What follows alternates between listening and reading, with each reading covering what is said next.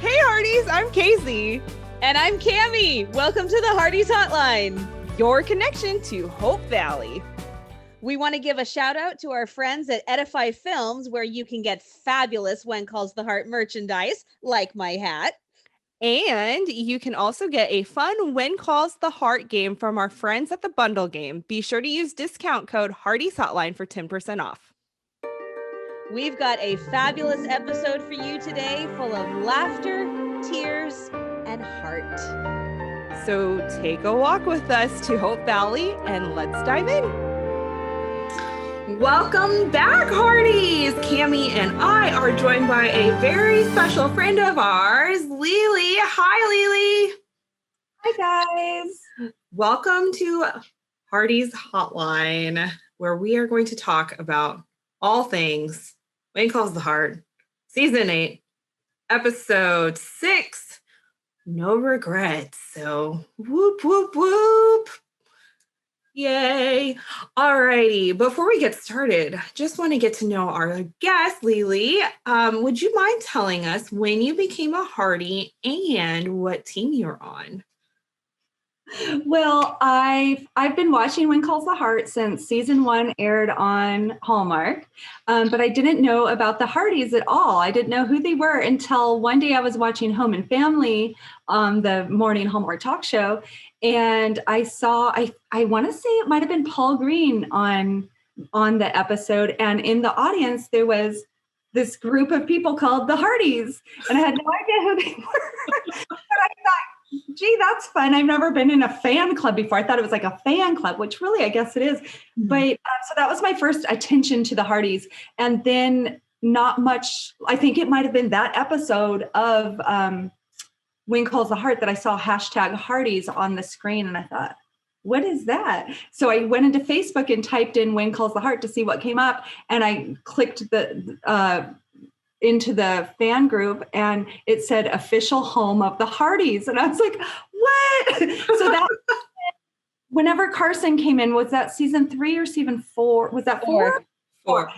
Since season 4, I've been an official Hardie, and I have been blessed to get to go to the Hardies family reunion last year, or 2019, the last one they had. She told me all about it. I was so green with envy. Oh, that's so fun. So you got to meet like everybody. I got to meet everybody. And it was, of course, when Hope Calls was on too. And so the cast from When Hope Calls came out as well. And so we got to meet everybody. It was fantastic.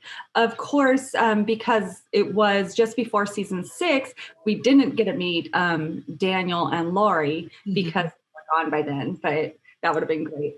But it was really exciting. But we did get to meet Chris and Kevin, which was super fun. And they really acted kind of together as the two new guys on the show. They were kind of hanging out together. And I'm sure you guys have heard about it. They both came out, Chris wearing a Team Nathan t-shirt and Kevin wearing a Team Lucas t-shirt. So it was so much fun. That was a great experience. And we've seen videos. Yeah, I haven't seen videos. I need to see videos. Anyways, I am definitely 110% Team Elizabeth. However, 109% Team Lucas. I love your statistics there, Lili. 100%, right? Yeah. Yeah. So these past couple episodes have probably been pretty on point for you being a Team Lucas person, huh? Getting all that. And my husband's been watching with me, and he's also Team Lucas. He's okay. If I'm 109% Team Lucas, he's 199% Team Lucas. Yeah, it's like, it's better than Super Bowl Sunday on Sunday nights right now at our house with Team Lucas, with the dates with Elizabeth and Lucas. They've been fantastic. So yeah, we're really happy right now. Yeah, my girls, well, my youngest flip-flops. Now she's like on mommy's team because my older daughter will be like, what was the chant they said last night? Oh, because I started saying, Mountie Nate, ask her on a date. And she was like, Mountie Nate, is not so great. And I was like, how dare you? How dare you? And she's trying to get her younger sister to say it with her in the car. And my husband, of course, he is also 200% Team Lucas. And so they're chanting against me and they're like, come on. They're telling my 3-year-old, like, join in the fun. And my 3-year-old she started getting this like really perplexed, furrowed, like look on her face. And she goes, Mommy, what am I supposed to say? I was like, Mountie Nate, ask her on a date. And then my older daughter started saying, Team Luke, or something about, what did she say? It was like, come on, Lou, kiss, give her a kiss. And I was like, this whole time. And I'm like, oh, why are you so against me right now? I feel personally attacked by this 5-year-old. So Casey, your home and my home, Will came up with this fantastic idea for a t-shirt. It needs to say a house divided with a cracking house and a silhouette of Nathan on one side and a silhouette of Lucas on the other side, because our homes are divided. Yeah, pretty much. So anyway, my husband and I are completely united on that. No disagreements. I love it. United. That's good. That's really good for you. Good, really good. I mean, it definitely makes for great conversation. And I mean, like I've said before, my husband just finds Lucas a more interesting character. My 5-year-old, I think it's the fact that he has a beard. And so my husband also has a beard. So I don't know if she equivalates like, oh, Lucas looks like my daddy. Therefore, yay. I love that idea. That is a very sweet idea and a good reason for her to be Team Lucas. Yeah. My 10-year-old is getting violent. She's not violent literally, but Lucas will come on the screen and she'll go, die, Lucas, die. I'm like, okay, no, we are not doing that. We are not doing that. What are you gonna do if she chooses Lucas? I'm not gonna watch the show anymore. I'm like, okay, fine, but you're not gonna be like that. Oh my goodness. With that said, I would like to add, while I am firmly Team Lucas, I adore Nathan. I love Nathan. I think he's wonderful. He's been a fabulous addition to the show. I adore his relationship with Allie, and that has been such a blessing to grow and deepen. And I enjoy him as the Mountie. I think he's great. He does wonderful with Bill. And so while he's not my choice for Elizabeth, I won't be sad if she does choose Nathan. And honestly, I think she is going to choose Nathan just because that's kind of the way shows go like this. But so I just want to make it clear, I'm not one of the Hardys that is like, I'm never going to watch again if she doesn't choose my guy. Because I know that that's out there, and I'm definitely not that. I really enjoy Nathan. I love Kevin's acting on this show. So yeah, good for you. Good for you. Yeah. Yeah, and we're all kind of in the same boat. We have our preferred teams, but we've got a healthy relationship with the teams. Yeah, absolutely, and that's how it should be. I mean, the show's already written, right? So not much we can do about it. Nothing's going to change with our arguing, so why should we? good point. Yes. Well, let's dive into this episode. We are 6 episodes in. I have to ask, how are y'all feeling? I know I had a lot of feelings last week, had nothing to really do with the triangle, but it was just different for me. And I'm feeling a lot better. I'm like, okay, I've taken a step back. I'm not on the cliff anymore. I'm good. I'm good. This episode really settled my nerves. It was just kind of like, okay, we're continuing the story. It's like watching a very long movie, segmented. It's kind of how I've had to look at it, because the writing style is very different than what we're used to. Prior seasons, they've been the 2-episode arc. We always have the 2-episode arc. We're not having this season. It's kind of like this constant story. So how are y'all feeling? It was definitely a ground laying episode. And we've had we had one of those last week too. And so I'm kind of wondering, okay, ground is being laid. When are we going to move on? You know, because I mean, when something as big as what happened in the first 2 episodes hits in the first 2 episodes, then it kind of feels that we're a little stuck down here at the bottom of the roller coaster and we're not really moving back up. But you got to be down here for a little bit before you go back up. So I trust the writers. I'm hoping that things move forward and all of this ground laying stuff is going to come to fruition. That being said,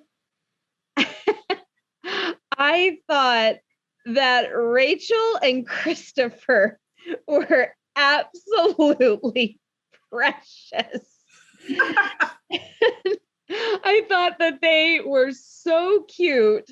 And despite the fact that he stole Lee's watch, and I want to know what happened to that watch, and she never called him out on it. I kept waiting for her to call him out on it, but she never did. But despite the watch, he was very polite and very sweet with her, at least. I mean, when he said, "Excuse me," I thought he was just going to walk off, but he comes back, he pulls out his handkerchief and just very, very sweetly says, "You have a smudge there." He didn't make fun of her for it because he very easily could have. And I thought that they were totally and completely precious. And the other really big, huge thing that I loved, besides the Nathan and Allie thing, because I thought that was adorable, was the Canfields. I am just adoring Joseph. I don't know how anybody could ask for a more perfect husband. I got a little mad at Minnie. You know, she said, "You sound crazy, you know that? People here don't know you walk around talking out loud to God." He's kneeling down, obviously praying. He's by himself. He's in a secluded spot with nobody around. So he's not trying to put a show on for anybody. And he was praying for her. I just want to say, Minnie, honey, come on. Why did that not absolutely melt your heart, dear? You know. So yeah, I got a tiny bit upset with Minnie for trying to be the tough mama bear. You know, I just like, lay off, hon. No.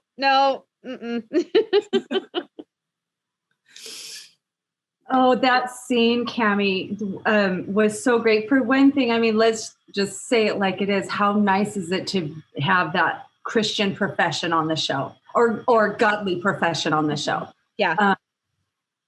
That's, you know, we've heard it in the past. We haven't so much heard it in a while. There used to be a lot of references to God, and we haven't seen a lot of them lately. And I know that a lot of parties were really rejoicing when they heard those kind of declarations coming from Joseph in his advice to Jesse, and then of course with his wife, where he said, you know, you can trust Elizabeth Thornton and you can trust God. Or that was profound. Who are you going to trust? Is that what he? And I thought, wow, I was tearing up. That was big. That's so huge to see on television, you guys. You know, and then the intimacy between them. They are both phenomenal actors, and they've been such a wonderful addition to the show. I hope more and more of them. Yes, absolutely. Yeah. I 110% agree.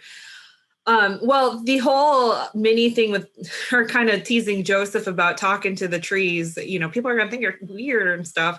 It kind of reminded me of a Samuel Hannah moment in the Bible, because Hannah, when she's praying, and then, Eli. And Eli's like, "You crazy lady."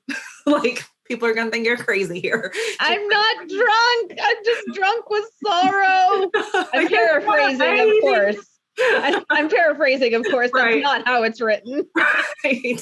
But it just kind of made me giggle because it kind of reminded me of that. And then the whole Joseph thing. I mean, one thing I appreciate when they bring on characters that have a bit more spiritual, like outwardness about them, it's they're living it out, you know. It's not like they're preaching at people. It's just that's how the character is.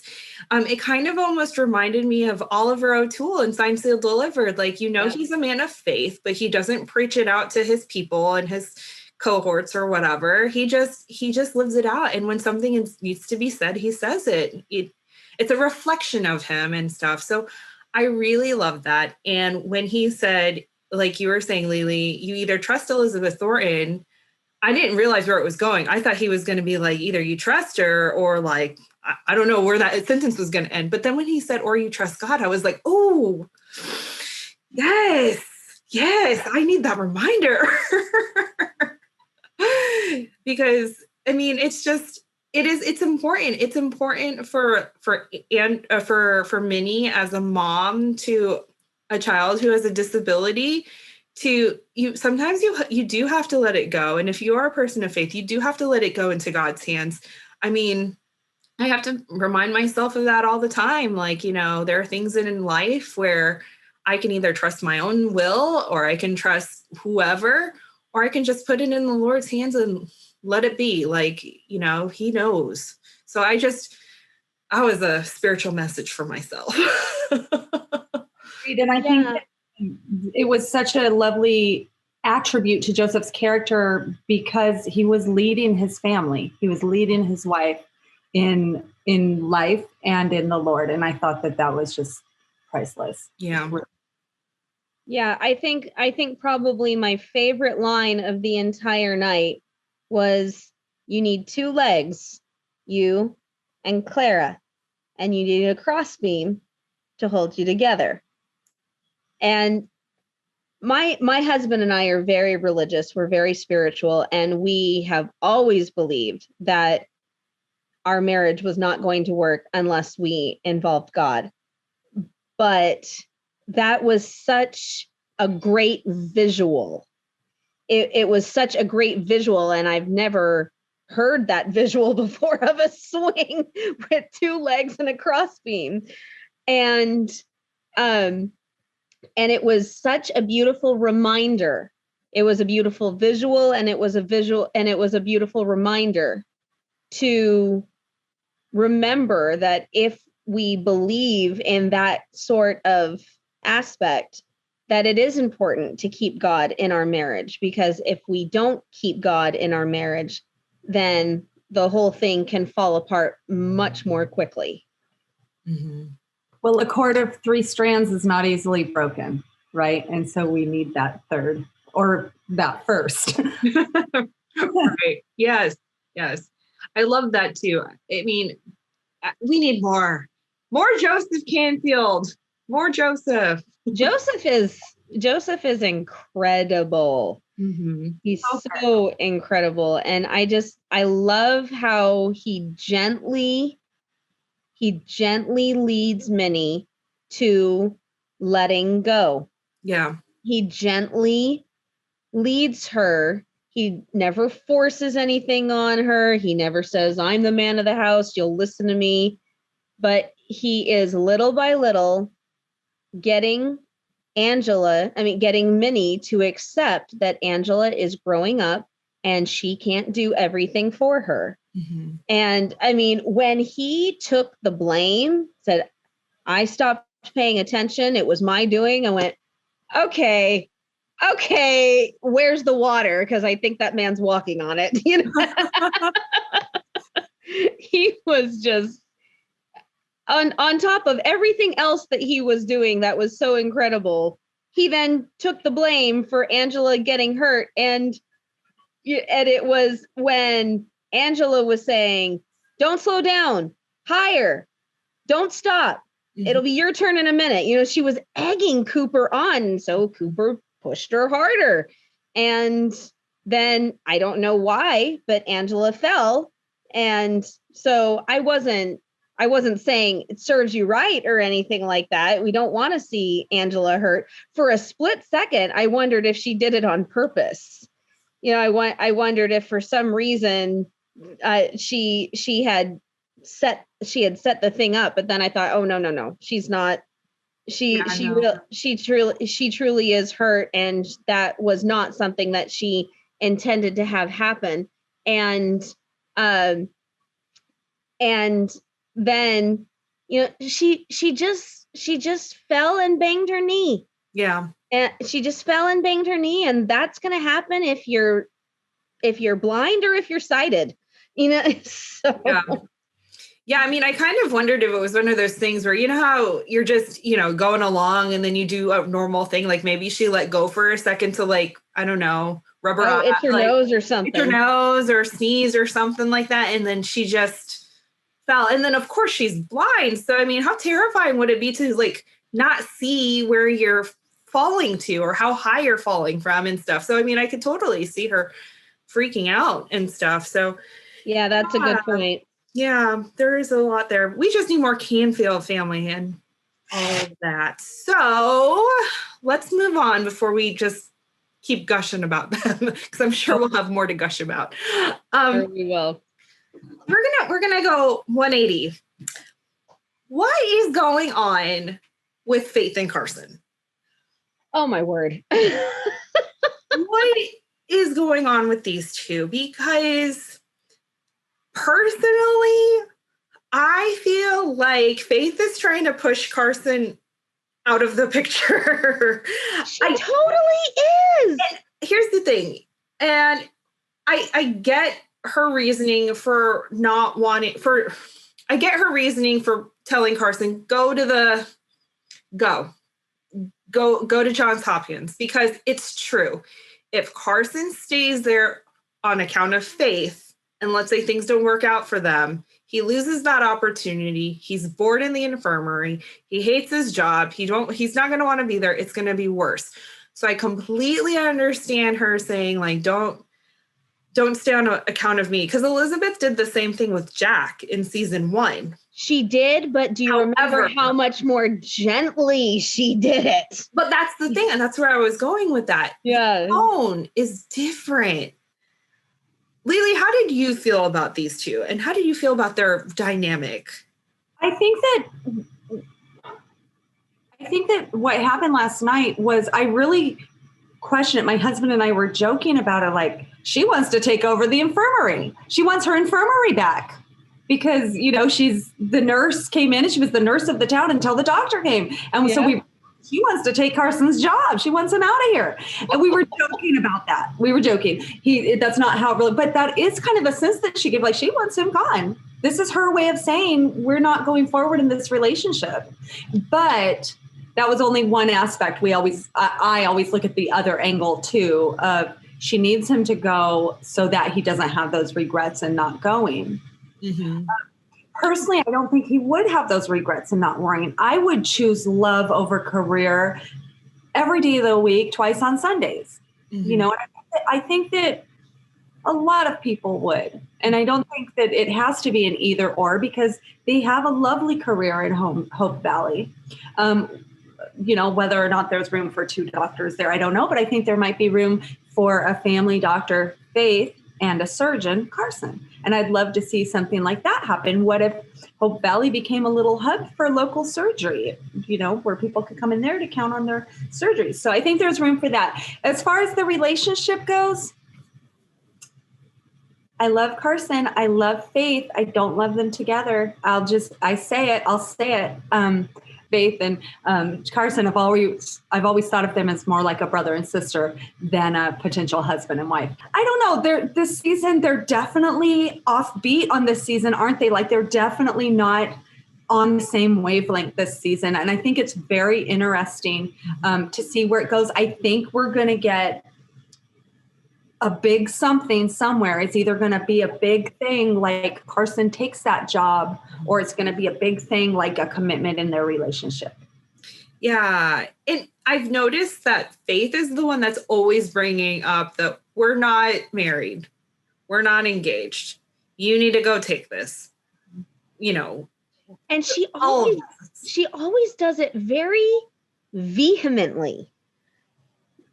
I mean, and so then they kind of start an argument because she gets very vehement about it.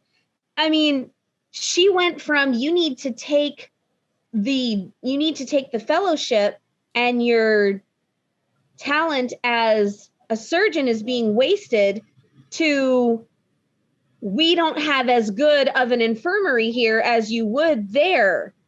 Mm-hmm. And Angela's leg, if we had an x-ray machine, I was like, wait, hold on. Hold the phone a second here. You're saying that because he's in the country, he can't be happy as he would in a big modern facility that has all the latest equipment. And I love what he said. We can buy whatever equipment we need, but what we can't buy is what you and I share together. Mm-hmm. Faith is fighting for him to go away. And I understand the intention. Mm-hmm. I understand she doesn't want him to resent her. She doesn't want to hold him back, but she does it so attackingly that he attacks her back. And he is fighting for them to be together. I'm just like, man, what is going on here? Yeah. It's hard. It's a hard one to swallow, a hard one to work out. And it might be that that's exactly how it's supposed to be, that we're going to be a little bit surprised when it is resolved. Mm-hmm. I think it will be resolved, though, in some way or another. But to watch them kind of go back and forth is hard, because we want to see Faith just happy in her relationship. We want to see Carson happy in his relationship. This fighting kind of leave, don't leave, pushing him away. It's not working for me, you guys. Yeah. I think that we know that Carson made the choice to be in Hope Valley, right? He's never given any indication that he's not happy in Hope Valley or that he's wanting more. Has he ever given? I don't recall him ever giving indication that he seeks to be a great surgeon. We know that he is a surgeon. We know that when he came, he was performing surgery on his wife when she passed, right? Right. Mm-hmm. Yeah, so he is a surgeon already. This gives him a new opportunity, but for the past 4 years or however long it's been, 4 years, he hasn't sought to further his skills as a surgeon. So I think that Faith needs to take a step back. Take a couple of deep breaths, darling. Exactly. And appreciate the love that Carson has for her. Yeah. Well, and I mean, if the previews hold true, he's going to have an opportunity to practice those surgical skills. Mm-hmm. That's right. We've got a little something happening with Ned, don't we? Yeah. Mm. Yeah. But I like what you said, Lili, is like Hope Valley could be the next hub for all the other little towns. I mean, it's a farming, lumber, oil, all the resources out there, natural resources. Accidents happen all the time. People get sick all the time. I mean, I'm sure people can't just go off to Union City and go to the big hospital.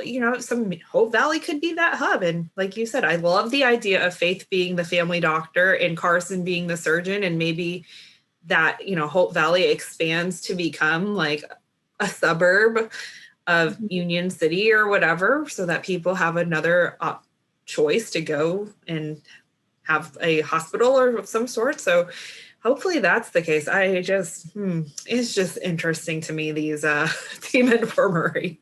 I heard speculation on the Hardy's page, and that speculation is always fun over there.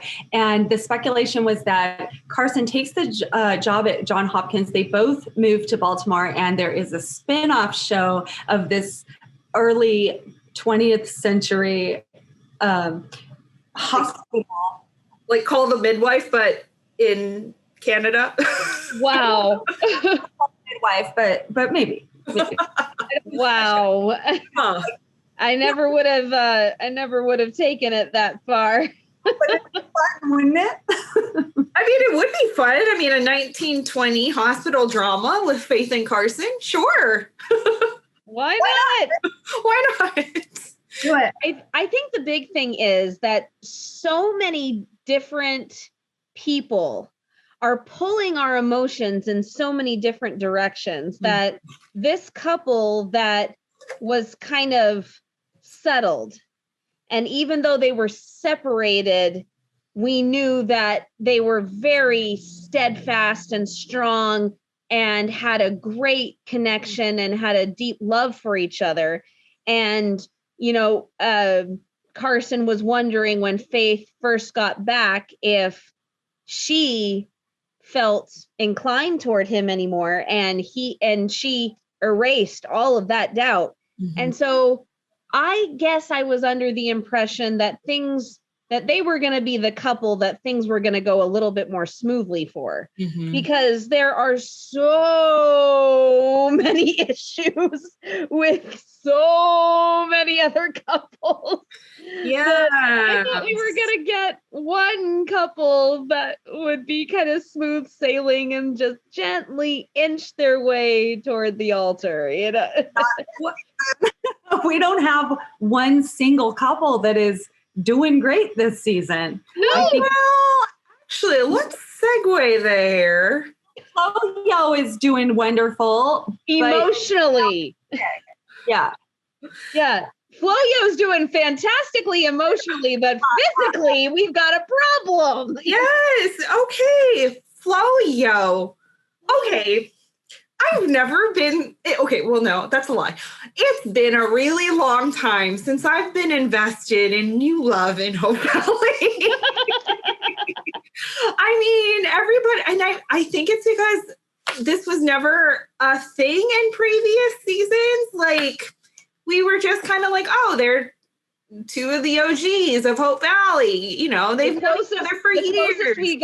The closest we got was when Flo asked Ned to dance at the Ladies' Choice. Yeah. That's the closest we got to a thing. Yeah. But even then it was like, oh, they've known each other for years. Why not? If Flo wants to take a dance with Ned, let her.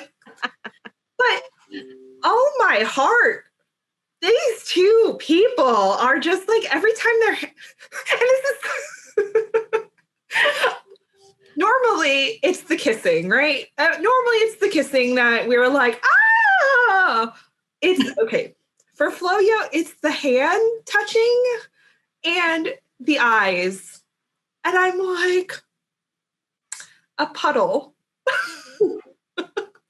The gift that Florence gets Ned.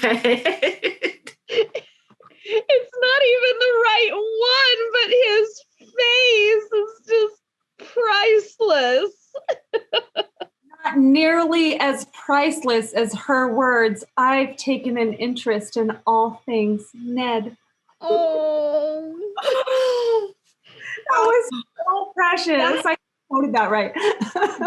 You did quote it right. That's a huge step for Florence to say something like that. Mm-hmm. She doesn't put herself out like that. I think that she's gotten braver with having a job and becoming an independent woman and all of that. But this is 1918 when women didn't say the first thing, when women like Florence did not make the first move. Mm-hmm. So yeah. Then when she said, "You went ahead and put a bell on the door," just cute, so cute. And good thing he did. It is a good thing he did. Okay. Can I just say, the one time that the bell didn't work is when the door was open and Elizabeth just walked in. Elizabeth, for crying out loud, as someone who has been interrupted hundreds of times throughout the run of the show, duck back around the corner and just wait for a second. Let them have their moment. What did she say? Something like, I didn't see anything. Oh, I didn't see anything. Florence, Ned, How funny. I didn't see you.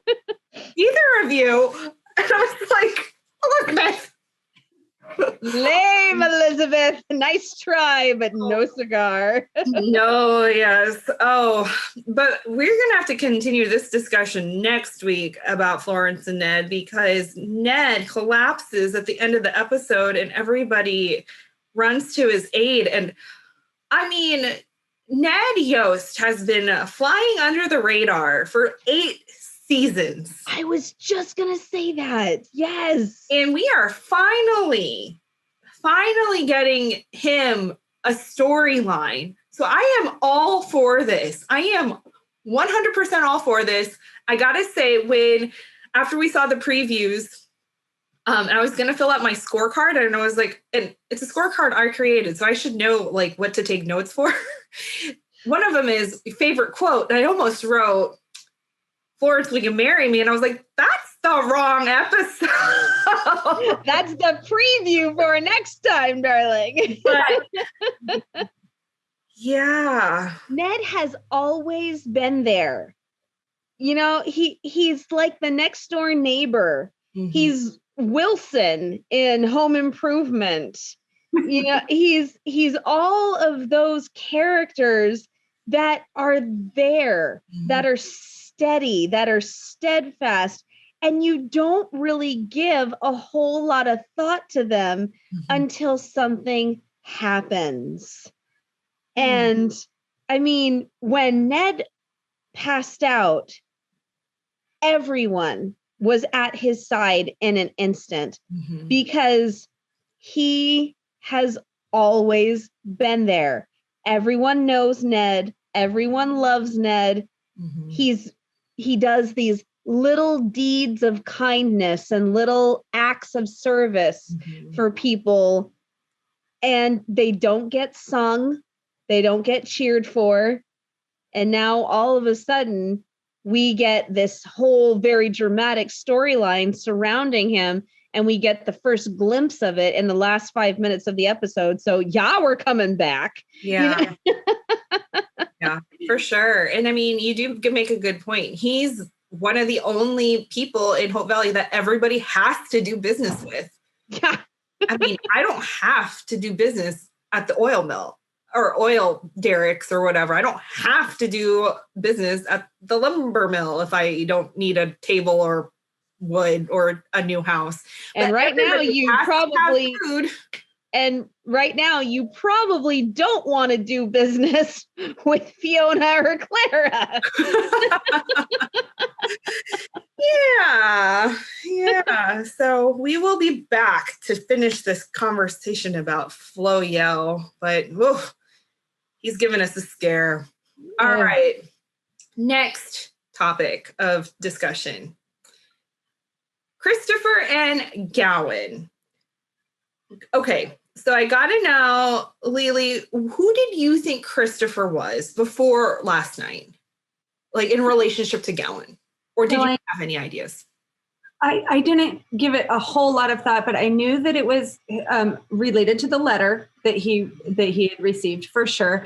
And I suspected perhaps a nephew. Mm-hmm.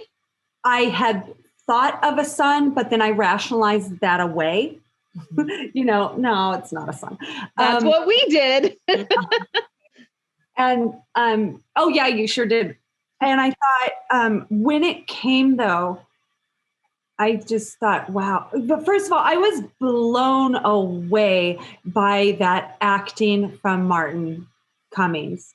I mean, that guy, he could have been Oscar winning on the big screen for sure. That scene at the derricks when he's, I'm so bad at memory, you guys at recall, but when he was telling his story to Christopher, that it doesn't feel good to lose something.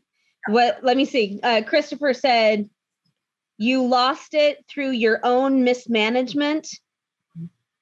How does it feel losing something you obviously put so much blood and sweat into creating?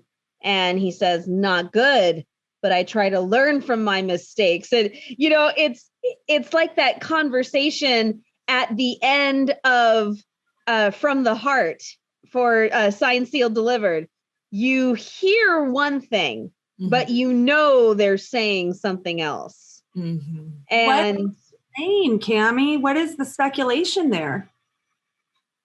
well, just that. Well, number one, that pretty much sums up a lot of Henry's dealings. You lost it through your own mismanagement. I mean, how many things? How many things has Henry lost? Right, exactly. That really takes us back to, pre season 1, even with the mine explosion. Yeah. The role that Henry had to play in that. And especially as we just learned recently, was that last season, that he really was exonerated from that, and that he tried, right? He tried to tell the oil company that they were, or the mining company, that they were in trouble, that there was safety issues there. Right. Yeah. Mm-hmm. So there are a lot of things that Henry has mismanaged in the past, but now with this revelation of Christopher being his son, it's another thing that he has mismanaged, because they're obviously estranged, because no one in town knows who the heck he is. Not call him Dad, he calls him Henry. He has the last name. He was not Gowan. So yeah. I wonder though, I felt like when he was telling him that story that he was Christopher, he said, I try to learn from my mistakes, which tells me that Christopher has also made mistakes. Did you guys pick up on that? Yeah, that he was trying to pinpoint a lesson there, but he was also saying, I think that Henry was also saying, you've got to let this go. I've made mistakes with you, yes, but I've also tried to make up for them. And I mean, and Christopher comes into town like a lot of new young characters, a little smug,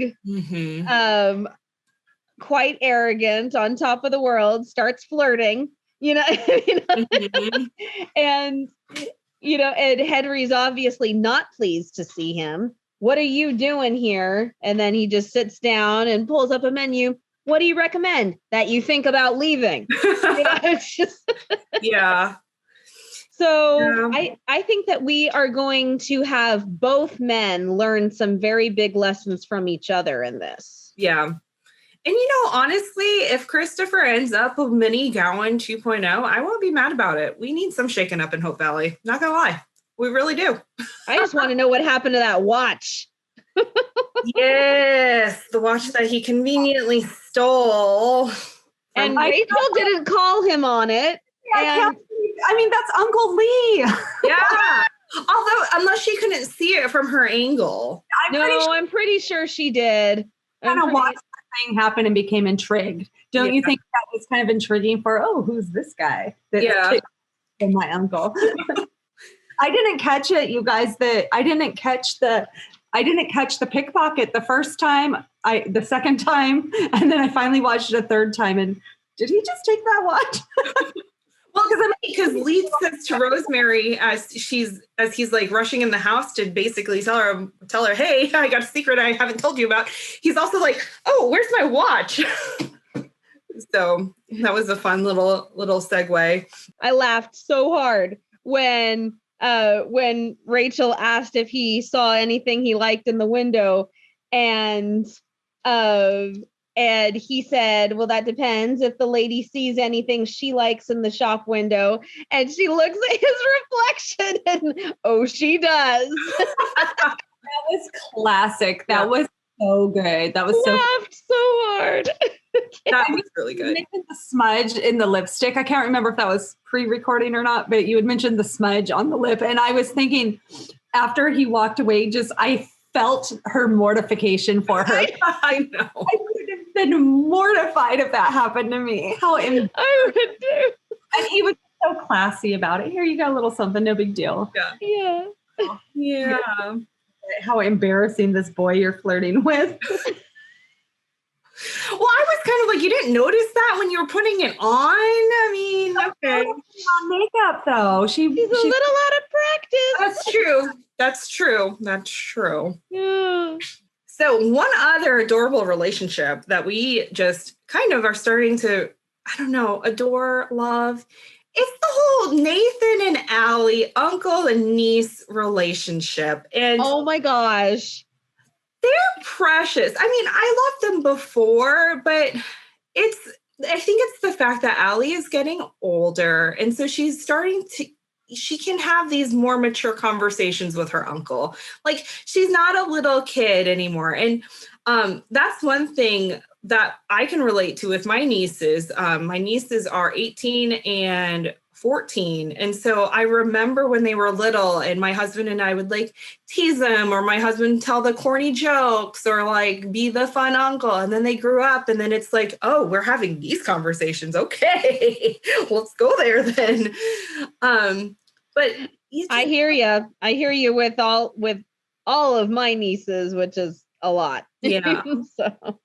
But the whole Allie used to like Robert, but now Robert likes Anna. And I was like, oh. Did not see that coming at all. And I love how Nathan calls her. First, he calls her out. How come you get to ask me about Mrs. Thornton, but I don't get to ask you about Robert?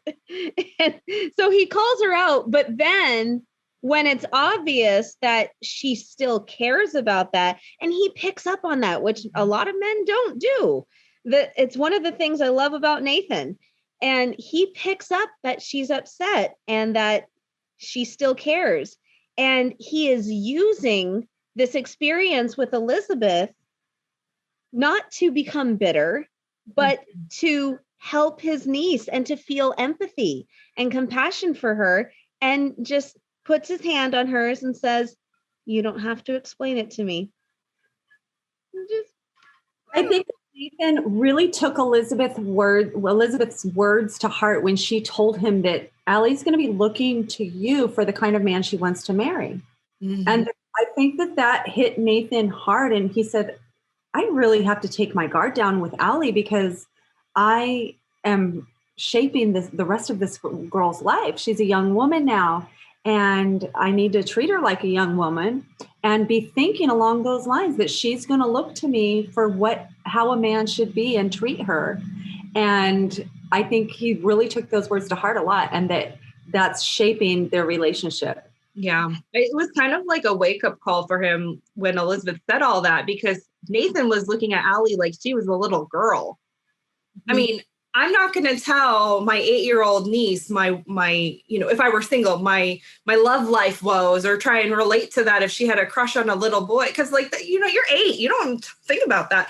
But 14, 15, when your emotions are all over the place and like they just need somebody to relate to or somebody to listen, like that's the time to be appropriate in your words and stuff. So it was almost like you said, like Nathan's like, oh, she's not this 4-year-old girl that I took in. She's becoming a young lady who needs a solid figure in her life.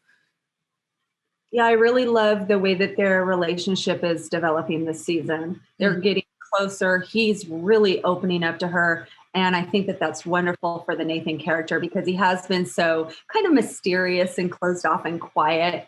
And around Allie too, he was keeping things from Allie with her father, with his grandfather, or with his father, with her father, his father. And now he's kind of opening up to her. He's willing to talk a little bit more. Obviously, he still doesn't want to talk about his feelings for Elizabeth. He doesn't want her to know if he still likes her. But he is starting to open up. I think that's wonderful. It's actually probably one of my favorite parts of the show right now is their relationship budding. And I think that it's a wonderful focus for Nathan. Nathan can stay with Allie and build that relationship while Elizabeth goes on with Lucas. And I mean, on that point too, good on Nathan for not being like, well, listen, your teacher dumped me.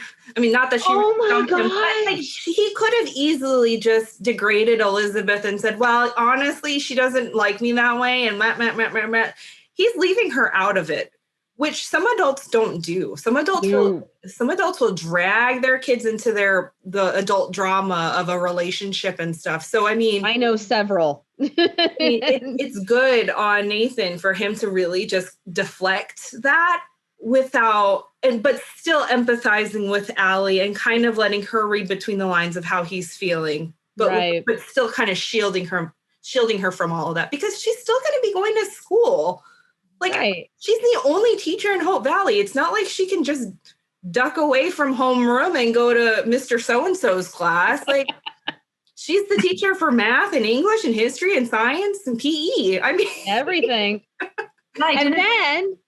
And then you throw all that out the window and he says, you got to catch me first. You know, I mean, so he's got his serious side, but he is also becoming a lot more playful. Mm-hmm. He's loosening up and he's not being so serious anymore.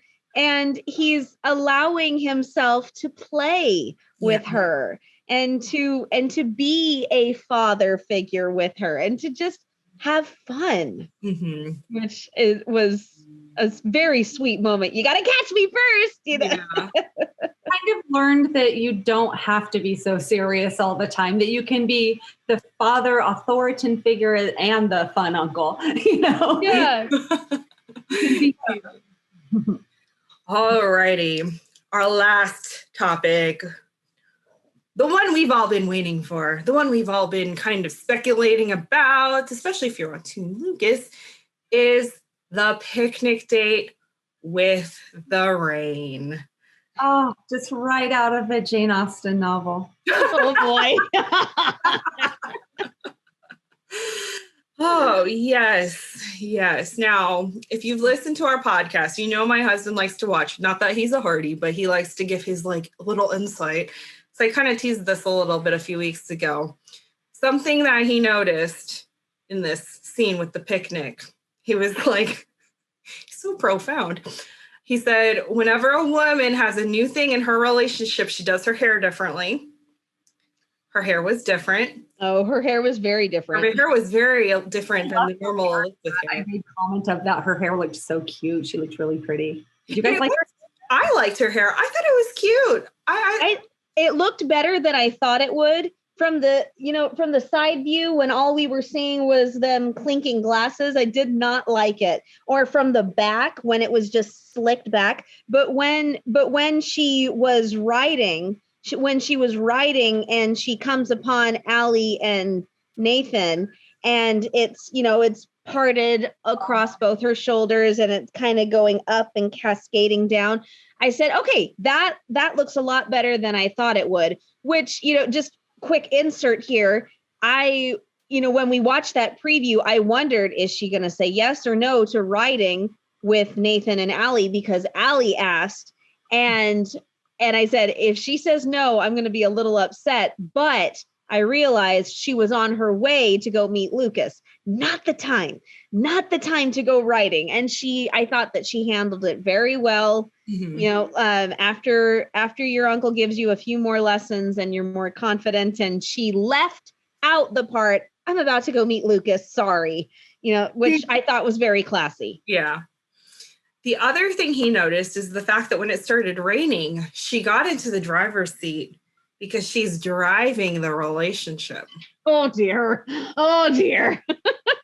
true, though. The ball is in her court. It's true. The ball is still in her court right now. She's making that decision. She's in the driver's seat. And she was the one that pulled back when there was that almost kiss. Not going to lie. I think I forgot to breathe for about 30 seconds there. And I think my hands were like this. Is it safe to assume that you did not want to see a kiss there? I thought that it would have been too soon. Now, granted, if it had been Lucas, I would have been a little bit more excited. But Nathan, I think with her heart still very tortured and the fact that we haven't had a whole lot of dealings with her son, which, by the way, I was very happy to hear Lucas say, I was glad we could be there for little Jack. If Jack needed you, I went, thank you for mentioning her son. But I just, with the way that she has been with her behavior, I think it would have been inconsistent for her to just rush in and kiss him. I think it would have been inconsistent with the way that she's been acting. Yeah. You know, my husband and I, who we've determined are at least now 300% Team Lucas combined, we both were saying, no kiss, no kiss, no kiss. Really? Too soon. Okay. Too soon. And when she said, I can't, not yet, I'm sorry. And Lucas just responded so easily and so comfortably and so convincingly. I understand. Yeah. He understands. He gets it. He is in it for the long game. I'm willing to take this slow, as I told you. I'll take as long as it takes. Yeah. Remember at dinner in Union City is as long as it's going to take. Yeah. And I believe that he's going to. Yeah. Yeah. No, for me, I'm in the same boat. I was just like, it's not that I don't want to see her kiss Lucas. I mean, yes, my preferred man is Nathan, but it's not that like I didn't want to see her kiss Lucas. It was the fact that I felt it was too soon, and I felt like, I don't know, it just didn't feel right at that moment.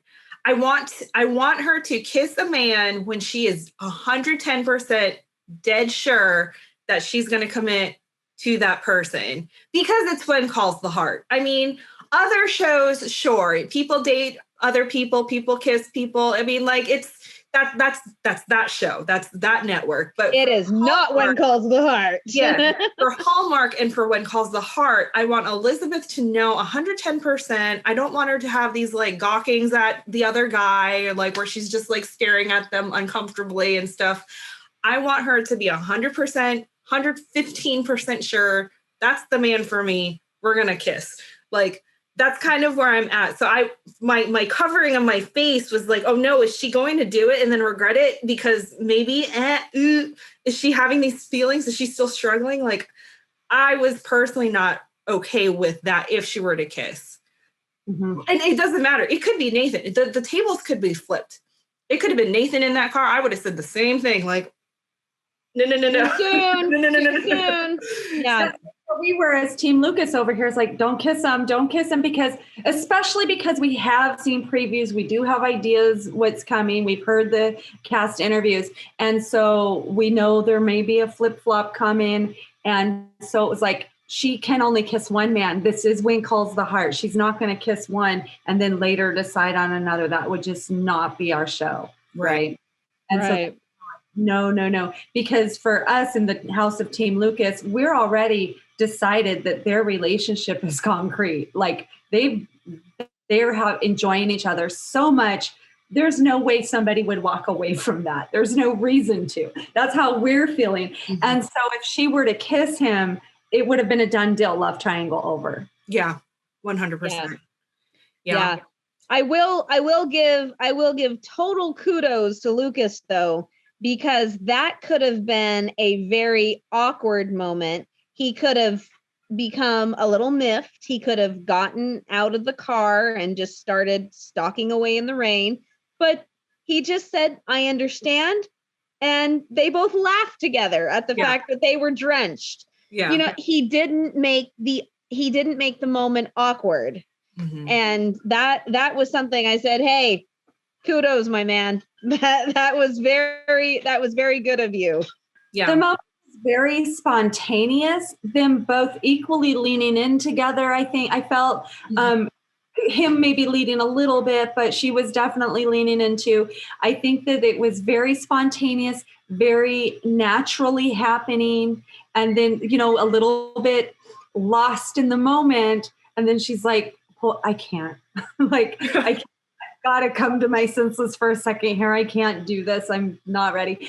And you're right, Cammie. He got it. He understood. He's like, I understand. I was expecting this even.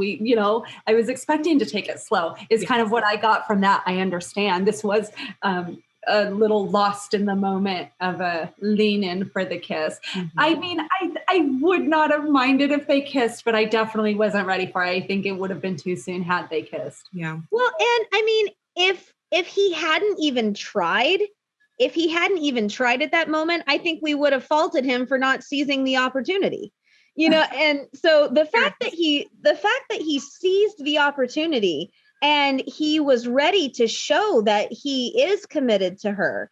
And he did lean in, and he didn't waste an opportunity, but then respectfully backed off when she said, "No, I'm not ready."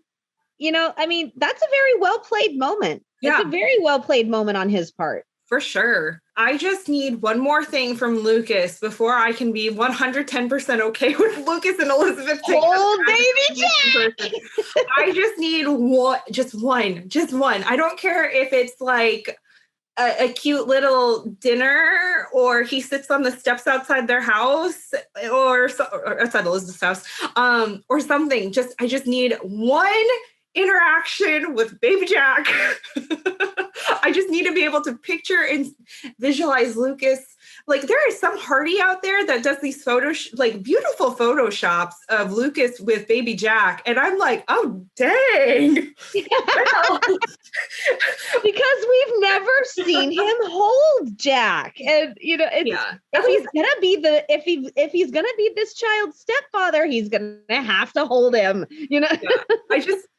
Yeah, those photoshops, whoever you are, I mean, they're very convincing. There was one of Lucas in the cafe and holding little Jack reading a book or something. I was when did that happen? I don't remember. To figure out when that happened. Yeah, and I was like, first of all, this looks way too real. Second of all, like, if this were actually a thing, I can be okay with this. It's interesting because I have seen, like, on the Hardy's page, I have seen a lot of people kind of diss Lucas because he isn't taking a whole lot of interest in baby Jack. And I've kind of viewing it. I mean, I've been a single mother before, and I was not. I dated a couple men, and they weren't getting close to my kid. They weren't interacting with my son until things were pretty certain. They didn't even meet my son until things were pretty certain. So there's kind of that one realistic aspect, but I don't really think that that's what's happening here.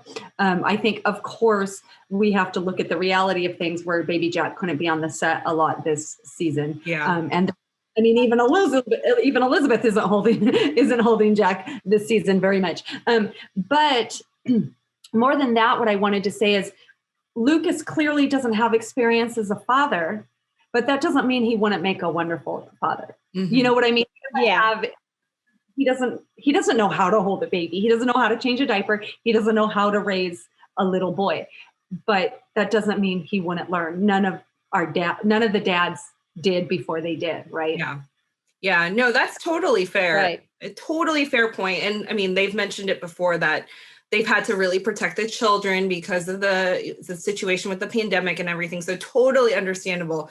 Just in my Casey fantasy world, you know what, make it even better, stick them in the library, have them read a little book, a little Peter Rabbit or something, Or even like, with when we had the little bunny watching and then the poetry there, that could have easily been a scene that was 30 seconds longer where Lucas squatted down and played with Jack for a moment. Exactly. Yeah. Touched his nose or something when he was saying the mother goose. Yes. So something to engage with baby Jack. Yeah. For sure. But anyways, I mean, things are looking up for Elizabeth and Lucas as of right now. We'll see what happens in the next episode. We know that both Carson and Nathan are saying that they're not giving up, and we know. Oh my gosh! There's moments. I listened to that conversation about 4 times to hear exactly what they were saying, and just with both of them ending with I'm not giving up. I went, whoa, okay, we've got some determined men in Hope Valley, and Yes. I couldn't quite, it was very obvious what Nathan was talking about with not giving up. I say good on him. I say good on him. Yes, I am Team Nathan, but if this were a regular situation, you got to make sure that it's the right thing. And if he feels that strongly about her, my husband didn't give up. And I would not have married him if a couple of times he had taken no for an answer. And he didn't take no for an answer. And it turned out to be a good thing. I was just emotionally lost. And so the fact that Nathan is fighting for her, he is showing his commitment to her. And so I say good on him. Yeah. I say good on him. But with Carson, it's a little less clear. Are we talking about the fellowship, or are we talking about taking faith with you and putting a ring on it? Which thing are we talking about here, Carson? Yeah. And it's a little less clear. To wrap it all up and sum it up, it's not over till there's a ring by spring. So, I'm just saying till they say I do. We shall see. Yes, indeed. Gosh, I didn't even think about that. It's not over until there's a ring. So you mean this love triangle could end at the altar with the other man running in, claiming his love? Don't marry him. Don't do it, Elizabeth. Oh gosh, I hope not. I will tell you guys, my favorite 2 words of the whole show, the whole episode yesterday, was Elizabeth toasting to us with Lucas. That melted my heart as a Team Lucas fan. To us. It was a very romantic gesture, and it was a very romantic and moody moment for sure. Mm-hmm. So. Yeah, moody's a good word. It was. Mm-hmm. Well, Rosemary always says a little rain makes the love blossom. We'll have to get more into Rosemary and Lee next week, because we didn't have a whole lot of time, but that woman's making some strides. We'll leave it at that for this week. Yes, indeed.